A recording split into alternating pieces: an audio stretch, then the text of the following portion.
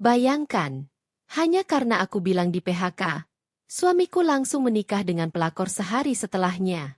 Inilah kisah yang bikin hatiku hancur, sekaligus membuka mata banyak wanita di luar sana. Sebelum kita mulai ceritanya, jangan lupa tekan tombol like, subscribe, dan aktifkan lonceng notifikasinya agar tidak ketinggalan kisah penuh pelajaran hidup ini. Bagi yang sudah subscribe, semoga rezekinya selalu dilipat gandakan, keluarganya dijauhkan dari orang ketiga, dan selalu diberi kebahagiaan oleh Tuhan Yang Maha Esa. Namaku Arini, seorang wanita biasa yang berusaha sekuat tenaga menjaga rumah tangga yang sudah kujalani selama 5 tahun bersama suamiku, Raka. Dari luar, pernikahan kami mungkin tampak baik-baik saja. Rumah kecil yang nyaman, kehidupan sederhana tapi cukup, dan senyum yang selalu berusaha kutampilkan di hadapan orang lain. Namun jauh di dalam hatiku, ada rasa resah yang semakin hari semakin sulit kuabaikan. Raka berubah. Perubahannya tidak terjadi tiba-tiba, melainkan perlahan, setetes demi setetes, sampai akhirnya aku sadar bahwa dirinya sudah bukan lagi lelaki yang dulu kucintai dengan sepenuh hati. Ia yang dulu hangat, perhatian, dan selalu ada ketika aku butuh, kini lebih sering dingin, sibuk dengan ponselnya, dan pulang larut malam dengan alasan pekerjaan. Aku sering mencoba menenangkan hati dengan berpikir positif. Mungkin dia lelah.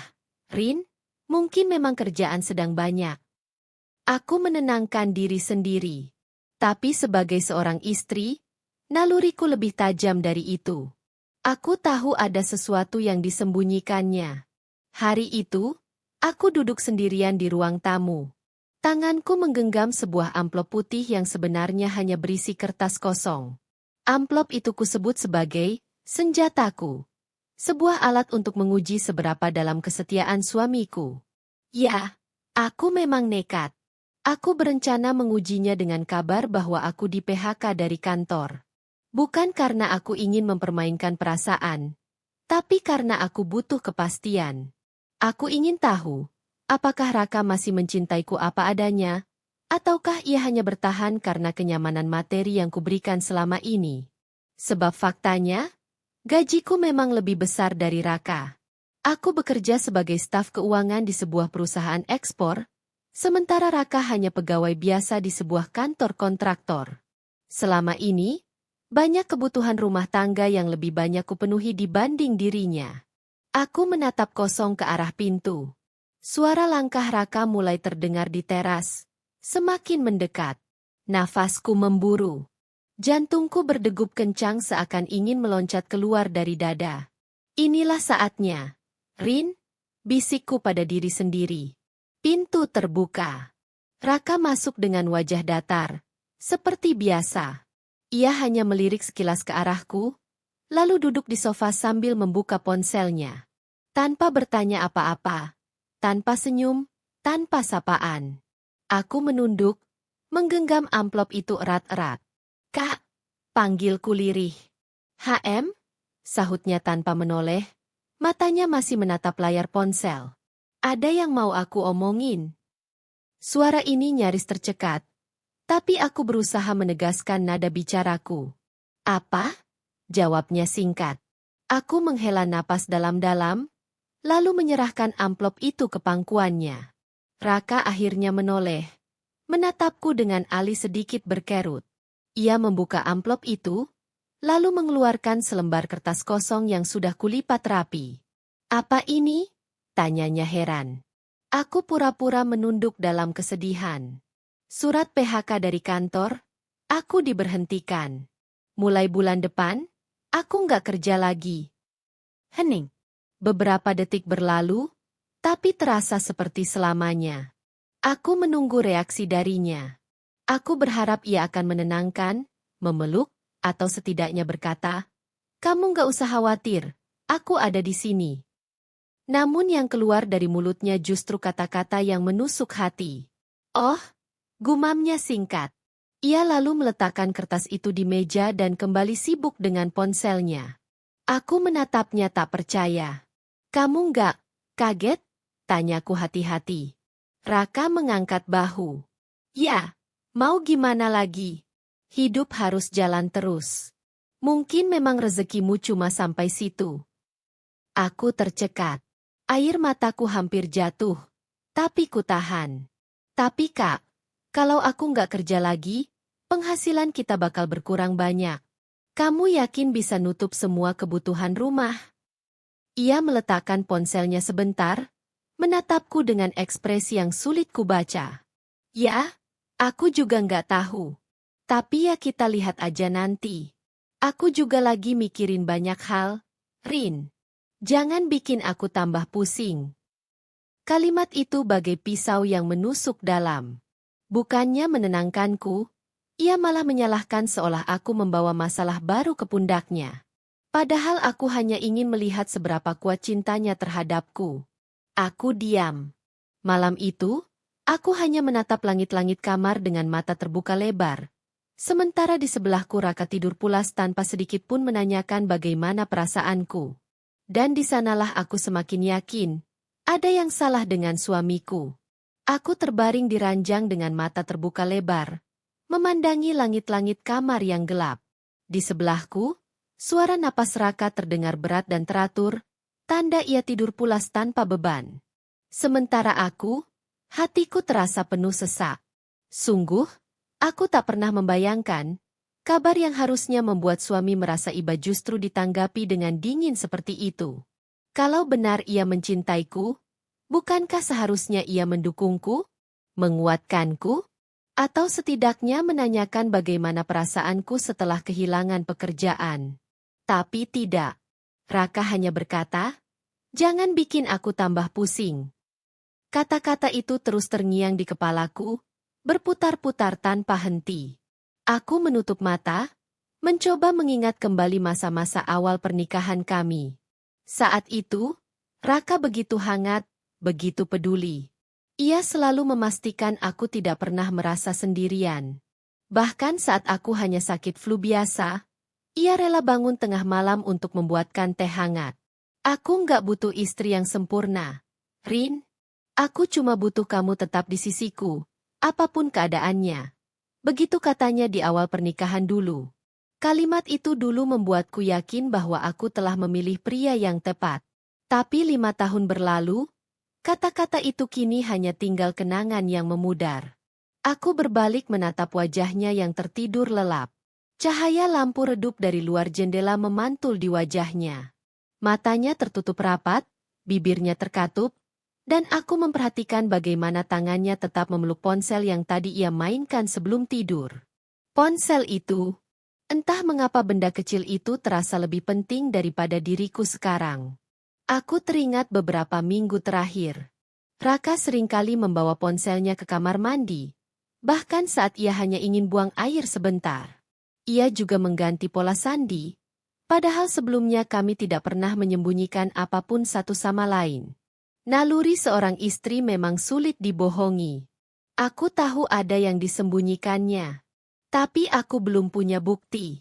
Dan aku tahu, ujianku hari ini hanyalah langkah pertama untuk membuka tabir yang sebenarnya. Keesokan paginya, aku bangun lebih awal. Kupersiapkan sarapan seperti biasa. Nasi goreng sederhana dengan telur mata sapi. Aku masih berusaha bersikap normal. Seolah tidak terjadi apa-apa semalam. Raka turun ke ruang makan dengan wajah datar, duduk, dan mulai makan tanpa berkata sepatah kata pun. "Kamu ada kerjaan di luar hari ini?" Tanyaku mencoba membuka obrolan.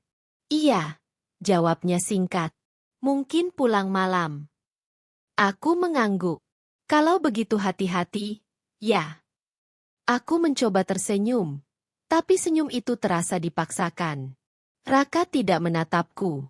Ia hanya mengangguk kecil, lalu melanjutkan makan dengan cepat. Aku memperhatikannya diam-diam. Ada sesuatu yang berbeda dalam cara ia bersikap. Gesturnya kaku, ekspresinya dingin. Ia seperti orang yang tak lagi menganggapku penting. Setelah selesai makan, ia mengambil kunci motor dan langsung pergi tanpa berpamitan. Pintu rumah menutup dengan suara keras. Aku terdiam di ruang makan, menatap piring kotor yang ditinggalkannya. Tanganku bergetar. Perasaanku campur aduk antara marah, sedih, dan kecewa. Kalau benar dia mencintaiku, seharusnya dia tidak bersikap seperti ini, gumamku pada diri sendiri. Aku lalu menyalakan ponselku. Seorang sahabatku, Dina, mengirim pesan. Rin, gimana kabarmu? Lama banget nggak nongkrong bareng. Kamu sehat kan? Kayaknya kamu banyak pikiran deh akhir-akhir ini. Aku menatap layar ponsel dengan mata berkaca-kaca. Dina memang sahabat yang selalu peka. Aku mengetik balasan singkat. Aku baik, Din. Cuma lagi ada masalah rumah tangga. Nanti aku cerita, ya? Jari-jariku berhenti di layar. Aku tidak bisa menceritakan semuanya begitu saja. Aku butuh bukti. Aku butuh kepastian sebelum membuka mulut pada siapapun. Aku menghela napas panjang, lalu menatap amplop putih kosong yang masih tergeletak di meja. Amplop itu kini bagai bom waktu. Ia baru meledak separuh malam tadi, dan aku yakin sisanya akan mengungkap sesuatu yang lebih besar. Sesuatu yang selama ini kutakutkan, tapi harus kuhadapi. Hari itu kuhabiskan waktu dengan berdiam diri di rumah. Aku mencoba membereskan lemari, mencuci pakaian, dan membersihkan dapur, tapi pikiranku terus kembali pada sikap Raka semalam. Sampai akhirnya, sekitar pukul 3 sore, aku menemukan sesuatu yang membuatku semakin curiga. Saat sedang membereskan cucian, aku menemukan selembar nota pembayaran restoran di saku celana kerja Raka. Nota itu berasal dari restoran mewah di pusat kota. Tanggalnya? 2 hari lalu. Aku membeku. Setahu aku, 2 hari lalu Raka bilang sedang lembur. Lembur macam apa yang dilakukan di restoran mewah? Tanganku gemetar saat menggenggam nota itu. Rasanya perutku mual, kepalaku pening. Tapi aku segera menaruhnya kembali. Tak ingin ia curiga kalau aku sudah tahu. Hati kecilku berbisik, ujianmu baru saja dimulai, Rin. Dan jawabannya mungkin lebih menyakitkan dari yang kamu kira. Aku menatap keluar jendela, ke arah jalanan yang sepi. Hatiku semakin kuat berkata, Raka bukan lagi pria yang sama. Dan kalau aku tidak segera mengungkap kebenarannya, aku hanya akan terus tersiksa dalam kebohongan. Sore itu, aku duduk sendirian di ruang tamu. Hujan turun deras di luar, menimbulkan suara gemuruh di atap rumah. Aroma tanah basah bercampur dengan dinginnya udara, membuat suasana semakin muram. Tanganku masih menggenggam nota restoran yang tadi kutemukan. Aku menatap kertas kecil itu dengan hati yang semakin hancur. Restoran mewah, gumamku lirih. Padahal aku tahu betul, gajinya tak mungkin cukup untuk makan di sana seorang diri. Pikiranku berputar-putar. Apakah ia makan bersama rekan kerja? Atau bersama seseorang yang istimewa? Aku menutup mata erat-erat, mencoba menolak bayangan buruk yang mulai muncul. Tapi sekuat apapun aku berusaha, aku tidak bisa membohongi diriku sendiri. Bayangan Raka duduk berdua dengan seorang wanita lain di meja restoran terus menghantui pikiranku. Malam harinya, Raka pulang lebih larut dari biasanya. Wajahnya tampak letih, tapi aku bisa melihat dengan jelas. Bukan letih karena kerja keras, melainkan letih karena terlalu pandai berbohong. Aku berusaha bersikap biasa. Kamu sudah makan, Kak? Tanyaku hati-hati. Ia mengangguk sambil melepas sepatunya. Udah. Di jalan tadi. Hatiku tercekat. Jawaban itu sesuai dengan dugaanku. Ia tidak pernah jujur lagi. Aku hanya mengangguk dan membiarkannya masuk kamar. Setelah ia mandi dan tidur, aku duduk di ruang tamu sendirian. Lampu redup, suasana sunyi, hanya suara hujan yang masih turun di luar sana. Di sanalah aku mulai menuliskan isi hatiku di sebuah buku catatan. Aku menuliskan. Hari ini aku menguji Raka dengan kabar bahwa aku di PHK. Reaksinya dingin, tanpa empati. Aku menemukan nota restoran yang membuatku semakin curiga. Apakah benar ada wanita lain? Aku belum tahu. Tapi aku janji, aku akan mencari kebenarannya. Aku harus tahu, meski jawabannya mungkin menghancurkan hatiku. Aku menutup buku itu dengan tangan gemetar. Air mata mengalir tanpa bisa kutahan lagi. Rasanya sesak sekali. Tapi di balik rasa sakit itu, aku juga merasakan sebuah tekad baru. Aku tidak bisa terus menutup mata. Aku tidak bisa hanya berharap bahwa semua akan baik-baik saja. Karena faktanya, tidak ada yang baik-baik saja. Aku harus tahu. Aku harus mengungkap wajah asli suamiku. Kalau benar ia setia, aku akan menyesal sudah meragukannya. Tapi kalau ia berkhianat, maka lebih baik aku mengetahuinya sekarang, sebelum semuanya terlambat. Beberapa hari berikutnya, aku mulai memperhatikan setiap detail perubahan sikap Raka. Ia semakin sering keluar rumah, bahkan di akhir pekan. Ponselnya semakin jarang diletakkan sembarangan. Selalu ia kantongi atau ia letakkan di tempat yang sulit kucapai. Aku berpura-pura tidak curiga. Aku tetap memasak, tetap melayaninya seperti biasa, tetap tersenyum meski hatiku hancur. Tapi di dalam diriku, sebuah jurang besar semakin menganga. Jurang yang memisahkan antara aku yang dulu percaya penuh, dengan aku yang sekarang hanya bisa bertanya-tanya. Siapa sebenarnya lelaki yang tinggal satu ranjang denganku ini? Suatu malam, aku sedang membereskan meja kerja kecil di kamar. Dari balik jendela, aku melihat Raka berdiri di teras rumah, menelepon seseorang dengan suara pelan. Aku tidak bisa mendengar jelas, tapi dari ekspresi wajahnya, senyum yang jarang sekali ia berikan padaku akhir-akhir ini, aku tahu, ia sedang berbicara dengan seseorang yang membuatnya bahagia. Aku menggenggam pinggiran meja begitu kuat, sampai jariku memutih. Perasaan campur aduk antara marah, kecewa, dan hancur menghantamku sekaligus. Dan di sanalah aku membuat sebuah janji pada diriku sendiri. Mulai sekarang, aku akan mencari kebenaran. Aku tidak akan tinggal diam. Jika memang ada wanita lain, aku akan menemukannya. Jika Raka benar-benar berkhianat, maka aku akan menunjukkan padanya bahwa aku bukan wanita lemah yang bisa ia tinggalkan begitu saja. Malam itu, aku tidur dengan hati yang berat, tapi dengan tekad yang lebih kuat dari sebelumnya. Aku tahu, ujianku baru saja dimulai.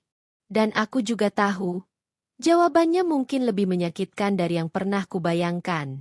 Tapi aku siap, karena aku lebih baik terluka oleh kebenaran, daripada terus terbuai oleh kebohongan. Hari-hari setelah ujianku itu terasa lebih dingin. Aku berusaha bersikap biasa, tapi rasa sepi semakin sering menemani. Raka semakin jarang berbicara denganku. Bahkan ketika kami duduk di meja makan yang sama, rasanya seperti duduk dengan orang asing. Suatu pagi, aku membuatkan sarapan kesukaannya, roti panggang dengan telur setengah matang. Aku letakkan di atas meja dengan senyum yang kupaksakan. Selamat pagi, Kak. Aku bikinin sarapan, biar ada tenaga buat kerja. Ucapku pelan. Raka menoleh sebentar, lalu duduk dan memakan sarapan itu tanpa sepatah kata pun. Tidak ada terima kasih, tidak ada senyum. Hanya diam. Aku mencoba mencari topik. Kemarin aku lihat iklan lowongan kerja.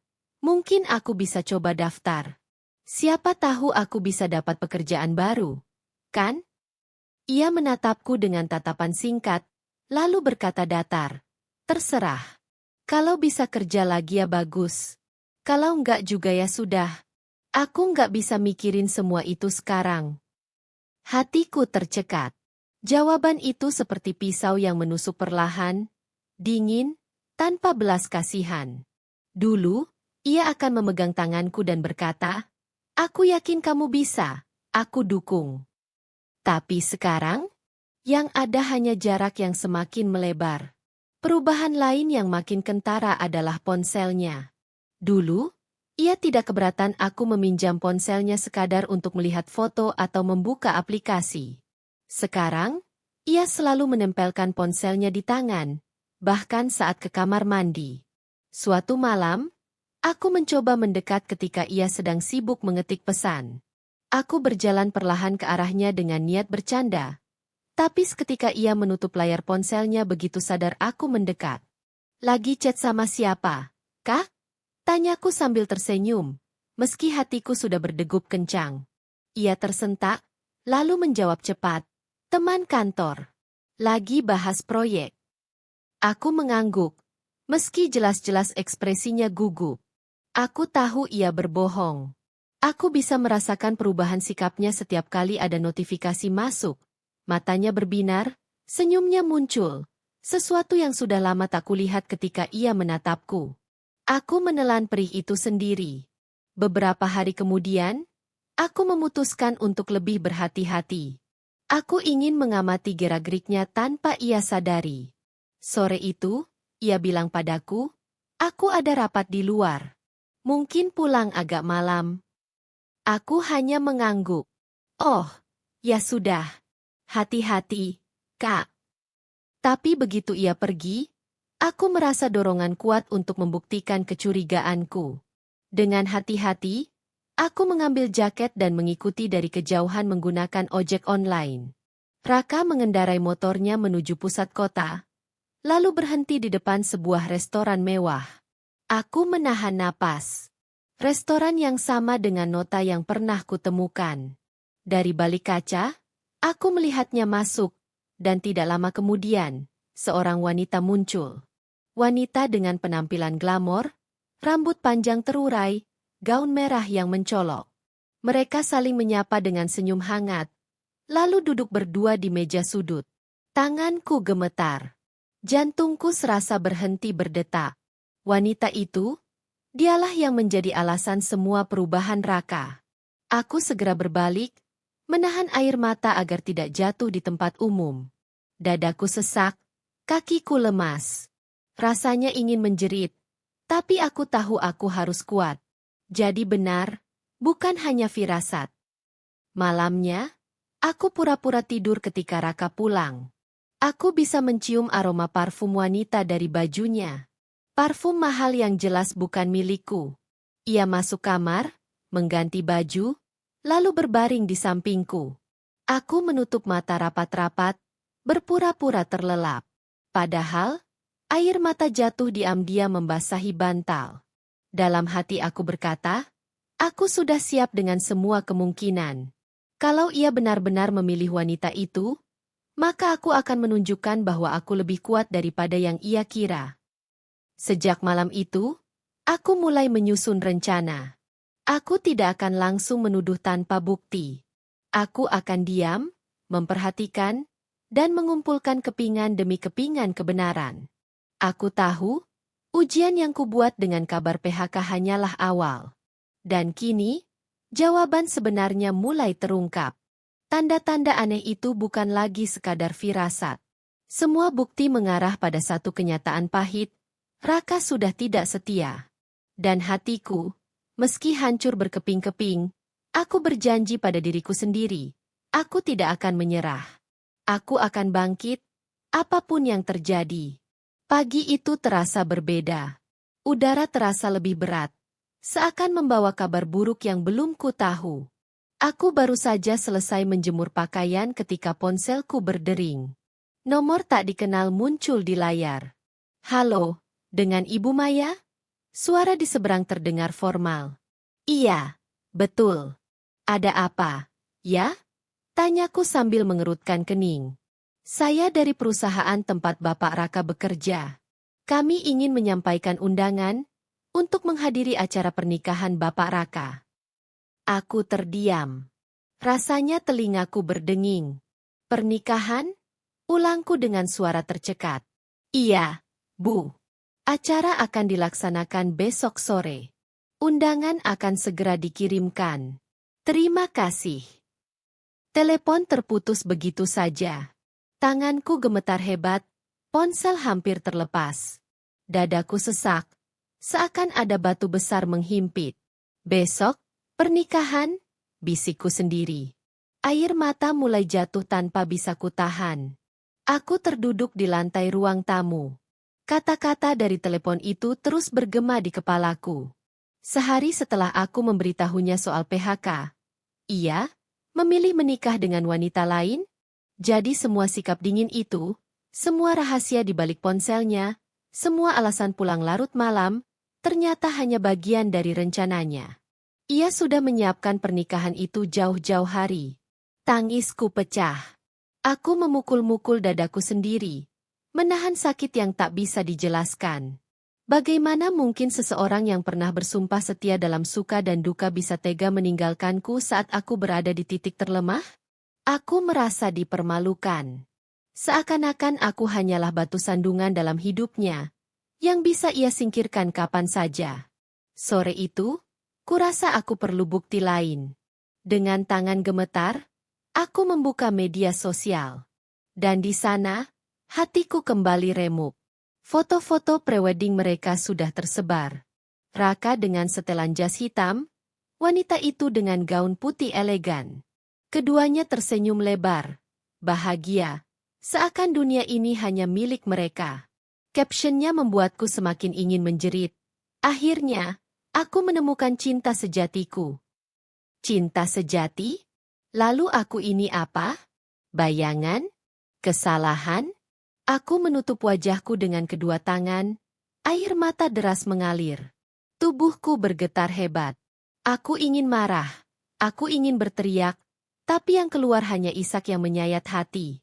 Malamnya, saat aku masih berusaha menguatkan diri, pintu rumah diketuk keras.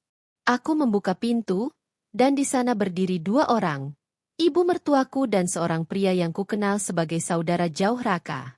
Maya. Suara ibu mertuaku terdengar dingin. Besok Raka menikah.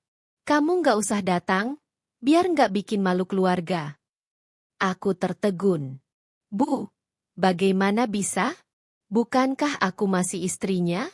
Kami belum bercerai. Beliau mendengus, wajahnya penuh kebencian. Kamu kan cuma beban. Raka berhak dapat yang lebih baik. Jangan bikin ribut. Anggap saja kamu nggak pernah ada. Kata-kata itu menamparku lebih keras dari apapun. Aku berdiri kaku, membiarkan mereka pergi tanpa mampu berkata-kata lagi.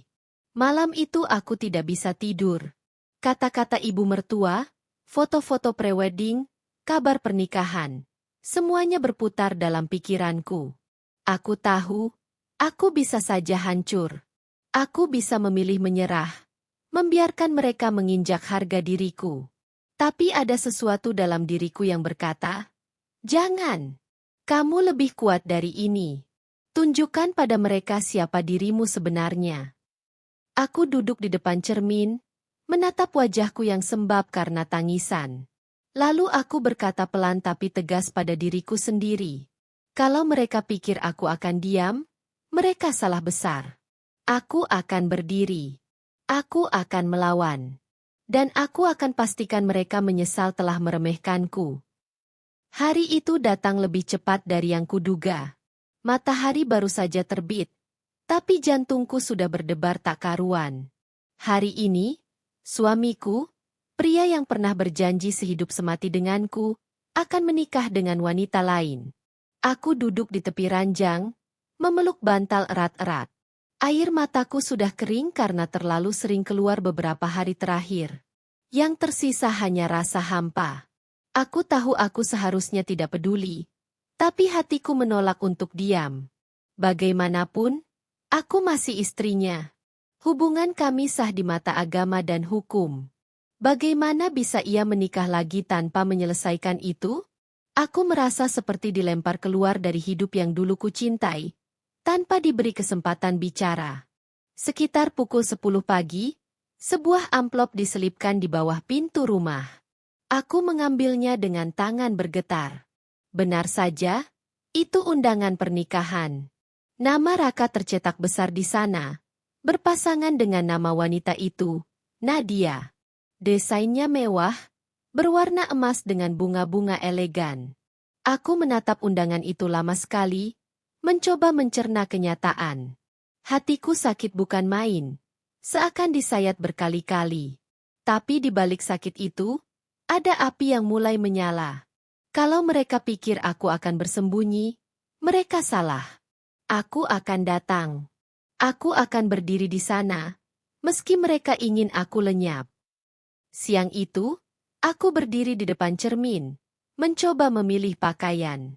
Aku tidak ingin terlihat kalah. Aku memilih gaun sederhana berwarna biru tua, dengan riasan tipis yang menutupi sembab di wajahku. Aku menatap diriku sendiri di cermin. Kamu kuat.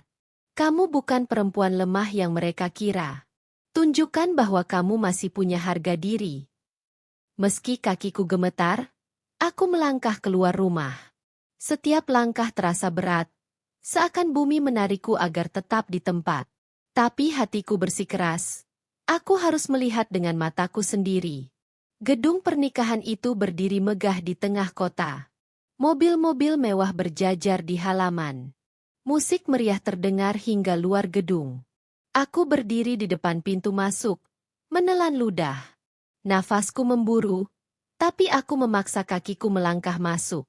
Di dalam, suasananya bagai dunia lain. Dekorasi bunga-bunga putih, lampu kristal berkilau, karpet merah membentang panjang menuju pelaminan.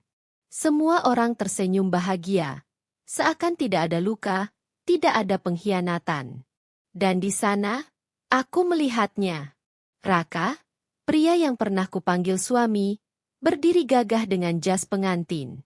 Di sampingnya, Nadia tampak anggun dengan gaun putih panjang. Mereka tersenyum lebar, menerima ucapan selamat dari para tamu. Hatiku hancur berkeping-keping. Beberapa tamu mengenalku. Aku bisa mendengar bisik-bisik di antara mereka. Itu kan istrinya? Kenapa dia ada di sini? Berani sekali datang? Aku menegakkan kepala, meski hatiku berdarah. Aku berjalan melewati mereka, pura-pura tidak mendengar. Tiba-tiba, mata Raka bertemu dengan mataku. Senyumnya seketika hilang. Ia tampak kaget, bahkan panik. Nadia, yang menyadari hal itu, melirik arahku dengan tatapan penuh kebencian. Aku berdiri tegak, menatap mereka tanpa gentar. Dalam hatiku aku berkata, aku tidak datang untuk merusak. Aku datang untuk menunjukkan bahwa aku ada. Bahwa aku bukan perempuan yang bisa kalian hapus begitu saja. Acara terus berjalan. Musik, doa, tawa, semuanya berputar bagai mimpi buruk bagiku. Aku duduk di salah satu kursi tamu, menatap pelaminan dengan hati hancur. Ketika ijab kabul berlangsung, aku menutup mata erat-erat. Suara Raka mengucapkan janji suci itu menusuk telingaku. Rasanya seperti belati yang dipelintir di dalam dadaku. Air mataku jatuh juga akhirnya. Aku menunduk, berusaha tidak menarik perhatian. Tapi dalam hatiku, aku tahu, ini adalah akhir dari segalanya. Setelah acara usai, aku bangkit dan berjalan keluar gedung. Aku tidak ingin lagi berada di sana.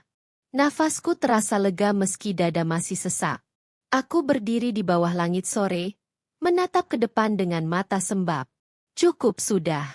Hari ini aku kehilangan suamiku. Tapi aku tidak kehilangan diriku sendiri. Aku akan bangkit. Aku akan mulai hidup baru. Dan suatu hari, mereka akan menyesal telah meremehkanku. Angin sore menyapu wajahku. Untuk pertama kalinya setelah sekian lama, aku merasa ada kekuatan baru yang tumbuh dalam diriku. Hari pernikahan ini memang menghancurkanku. Tapi dari reruntuhan ini, aku akan membangun kembali hidupku dengan lebih kuat.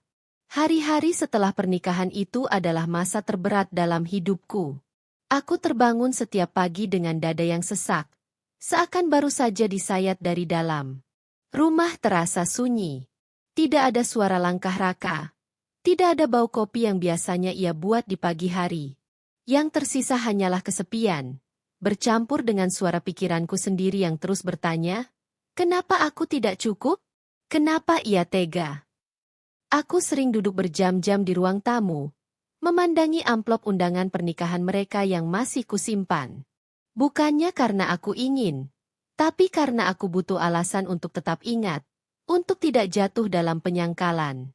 Luka ini nyata, dan aku harus belajar hidup dengannya. Setiap kali ingatan tentang pengkhianatan itu datang, aku merasa hancur.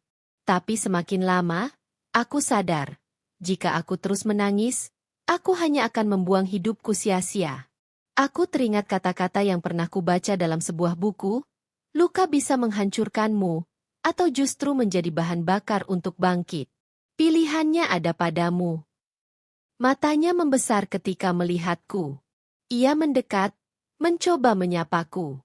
Maya, lama tidak bertemu. Kamu kelihatan berbeda. Aku menatapnya tenang. Tidak ada lagi rasa gemetar atau ingin menangis. Luka itu sudah kering, meninggalkan bekas, tapi tidak lagi berdarah. Iya, Raka. Aku memang berbeda. Aku bukan lagi perempuan yang dulu kamu tinggalkan. Wajahnya berubah. Ada penyesalan di matanya. Sesuatu yang dulu kuharapkan tapi kini tidak lagi berarti. Setelah pertemuan itu, aku semakin yakin. Kebahagiaanku tidak lagi tergantung pada siapapun. Apalagi pada pria yang pernah menghancurkanku. Aku fokus pada pekerjaanku, mimpiku, dan orang-orang yang benar-benar peduli padaku. Aku belajar mencintai diriku sendiri, menghargai setiap luka sebagai bagian dari perjalanan menuju versi terbaikku. Dan suatu malam, ketika aku berdiri di balkon apartemenku, menatap langit berbintang, aku tersenyum dengan tulus. Aku berhasil, bisikku pada diri sendiri. Aku bangkit, aku hidup, dan aku lebih bahagia dari sebelumnya. Kebangkitan ini bukan tentang membalas dendam, bukan tentang membuat Raka menyesal, tapi tentang menemukan kembali diriku, tentang berdamai dengan masa lalu, dan tentang membuka hati pada masa depan yang lebih indah. Jika ada yang berkata kepadaku 2 tahun lalu bahwa aku akan bisa berdiri setegar ini, aku pasti akan menertawakan mereka. Saat itu aku merasa dunia runtuh, ditinggalkan, dihina, dan dilupakan. Tapi kini, aku melihat diriku di cermin dengan mata berbinar. Aku bukan lagi Maya yang lemah dan selalu bergantung pada suami. Aku adalah Maya yang bangkit dari abu kehancuran, membangun dirinya sendiri, dan menemukan cahaya baru. Rumah kecilku kini penuh dengan tawa sahabat, semangat kerja, dan rasa syukur. Luka memang masih ada, tapi ia tidak lagi menyakitkan. Ia telah menjadi lencana, tanda bahwa aku pernah jatuh, dan berhasil bangkit. Dari kabar yang beredar, pernikahan Raka dan Nadia tidak berjalan mulus. Gosipnya, Nadia hanya mengincar hartanya, sementara Raka kehilangan banyak hal demi mempertahankannya. Mereka sering bertengkar. Bahkan beberapa kali terdengar kabar Raka menyesal meninggalkanku. Tapi itu bukan urusanku lagi. Hatiku sudah bukan miliknya. Aku hanya bisa tersenyum tipis ketika mendengar semua itu. Dulu aku mungkin akan merasa puas. Tapi sekarang, aku sudah terlalu jauh melangkah untuk menoleh ke belakang. Aku fokus pada jalanku sendiri. Proyek demi proyek yang kutangani membawaku naik level. Aku mulai dikenal di dunia desain interior, bahkan mendapat tawaran kerja sama dari perusahaan besar. Lebih dari itu, aku menemukan keluarga baru di sekelilingku. Sahabat, rekan kerja, orang-orang yang benar-benar mendukungku. Mereka yang melihatku bukan sebagai korban, tapi sebagai pejuang. Dan ada Dimas. Ia perlahan hadir dalam hidupku, bukan untuk menggantikan siapapun, tapi untuk menemaniku melangkah ke depan. Senyumnya, perhatiannya, membuatku sadar bahwa cinta sejati tidak pernah datang dengan pengkhianatan. Suatu sore, aku duduk di balkon apartemen dengan secangkir teh hangat di tangan. Angin sore berhembus lembut, langit berwarna jingga keemasan. Aku menarik napas panjang, lalu berkata pada diriku sendiri, semua yang terjadi padaku bukanlah akhir. Justru itu adalah awal dari perjalanan menuju diriku yang baru. Aku tidak lagi takut dengan masa depan. Aku tidak lagi menyesali masa lalu. Aku hanya ingin hidup sepenuh hati, mencintai diriku, dan melangkah maju dengan kepala tegak. Kemenanganku bukan ketika Raka menyesal. Bukan ketika Nadia tersingkir dari hidupnya. Kemenanganku adalah ketika aku bisa tersenyum lagi tanpa rasa sakit. Ketika aku bisa bangkit, berdiri, dan berkata, Aku tidak butuh siapapun untuk merasa berharga. Kemenanganku adalah diriku sendiri, yang dulu hancur, tapi kini bersinar lebih terang dari sebelumnya. Aku menutup mata, membiarkan angin sore membelai wajahku. Di dalam hati, aku berbisik penuh keyakinan. Terima kasih, Tuhan, karena dari luka, Engkau memberiku kekuatan. Dari kehilangan, Engkau memberiku kehidupan baru.